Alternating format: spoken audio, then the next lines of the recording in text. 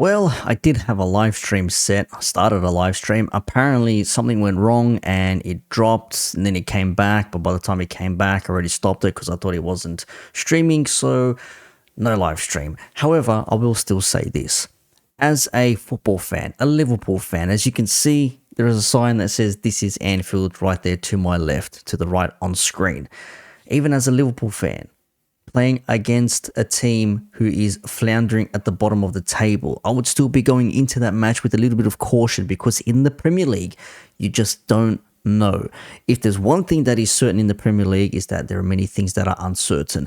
Yes, at the moment, Man City are just being Man City. As frustrating as it is, as annoying as it is, as a Liverpool fan, who if Man City were not there, maybe we would have never hit the heights that we did a couple of seasons ago. One Premier League out of 6 years. Battling City. Maybe we should have had 2 or 3 in total. Maybe you can say we should have had one way back in 2013-14, but that's history now. But if it wasn't for City, there would be other teams maybe pushing for their Premier League title. So they're still doing their thing. 6 wins. Liverpool got 5 wins and a draw.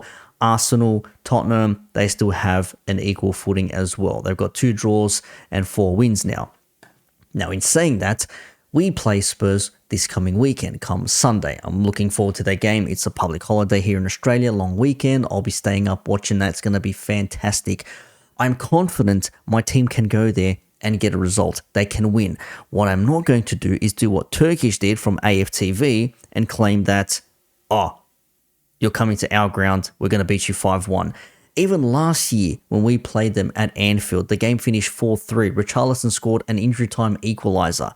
And then Jota only went and scored literally a minute after, not even to win the game 4-3, pretty much last kick of the game. Very uncertain. In recent years, we've been the better team away at Tottenham's home ground, so there could be maybe reason to be confident to say, yeah, we're going to get the result there. Players are coming back. Hopefully Trent will return for that game, but I'm not here to preview that. Just using it as an example. I'm confident in my team. 5-game winning streak, 16, 17 games unbeaten since the last season, continuing on here. So there is some confidence. But Arsenal fans, man, the amount of gas from you lot, Turkish on the Big Six, Turkish on AFTV, Robbie Lyle, Mr. AFTV on his own channel as well, before the game travelling up the road, give Spurs a reality check. The only people that were a little bit humble about this, understandably so, were the Spurs fans. Expressions oozing, yeah, I'm going for a 2-2, but I'm not sure, but I'm thinking a 2-2 draw. Sava, who Turkish interviewed on Box to Box for AFTV, the Spurs fan, he goes, you know what, I'm going 2-2, and that's when Turkish said, I'm going 5-1. There is no chance you are getting anything from this game. We're going to absolutely wipe the floor with you. You are not going to get anything. It didn't happen. The game finished 2-2. Robbie was having a cry that, who the Son think he is, saying that, you know, Arsenal won't want to play us in this form. Like, who have you played? Who have you played? Who have you played? You both played Man United, beat them, okay? You've both had mid-level, low-level tier teams. Yes, Arsenal in the Champions League 4-0 against PSV, and then Robbie used that as some sort of like stepping stone or some measuring stick as to the amount of effort and work that they've put into this. Like, oh, Arsenal, yeah, 4-0 against PSV. Spurs are looking, thinking, yeah, you know what, maybe we don't want to be doing this. Oh, they won late 2-1 against Sheffield the other week, and, you know, that was like a miracle thing, but they're not made for the game at the Emirates. Well, as it turns out, they actually were. My whole thing is, and this is another gripe as well with these football fan channels and things like that. I've done previous videos on them. You can check them out if you want. But football fan channels, as fun as they are to discuss things and be entertaining and just talk about football in general, the overacting, the over-the-top, overhyping of their team and etc. and blah, blah, blah. It's very easy to think that you are the king of the ring when you are playing well, when you're winning games and stuff like that. The only team at the moment, really, that has any right to say every game we're going to go in, we're going to win, is Man City. Even Liverpool, I still have my doubts over my own team. Arsenal, again, drop points. Tottenham, drop points. Man United, bit of a shambles. Chelsea can't even score a goal. Yeah, it's different. It's difficult out there. Yeah, it's not the end all, be all, but Chelsea in a bit of a shit place right now. football fans, we can be very emotional and very emotionally driven, charged creatures, shall I say. Maybe this is a reminder that you can be as happy with your team, as gassed as you are, but you just don't know what happens in that 90 minutes. It is a game of two halves, 90 minutes, and then some.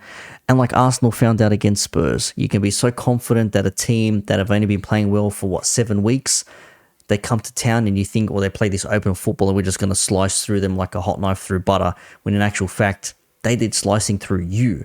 Arsenal scoring an own goal, still have to take the shot, but an own goal, and then getting a penalty, and not really doing anything else thereafter. Jesus missing arguably what should have been a goal to make it 2-0. That maybe would have done the game then and there. Who knows what would have happened thereafter. But Spurs coming back with some nice play. Maddison rinsing in Saka and then setting up Son, who said, as I said before, no one will want to play us because they are playing decent football. I wouldn't say it's groundbreaking, but it is fun to watch. It is entertaining, which is why I'm confident, but I'm not going to sit here and say, yeah, Liverpool will definitely win against Spurs this coming weekend. But there's a confidence there from my end, at least. I don't know what other Liverpool fans want to say. If they want to gas up Liverpool, that's completely up to them. I'm saying we could be going in there. I'm hoping for a win. Could be a draw. Could be an entertaining game. Who the hell knows? They might give us our first defeat of the season. You just don't know under this Spurs team. They look a little bit shaky, but they can play. As for Arsenal, maybe this was a bit of a reminder that, yes, even with injured players, and I've said it in my previous videos, or with the injuries, Klopp was right a year or two ago. Before the World Cup, players are getting injured, missing out on the World Cup. Before that, players are overworked, they're playing too many games, there's lots of travel, training sessions in between, etc., etc. But the amount of volume that's happening these days with your internationals and in your club games and the cup competitions, etc., etc., and then that's where you have your squad depth. You have your squad depth, so you have a team who you can do these things with. Play your Premier League matches, play your competitions in for the cups, and play in Europe, etc., etc. Rotate here and there. Some teams do it better than others. I suppose that's what makes a good team and a good manager overall, with the balance.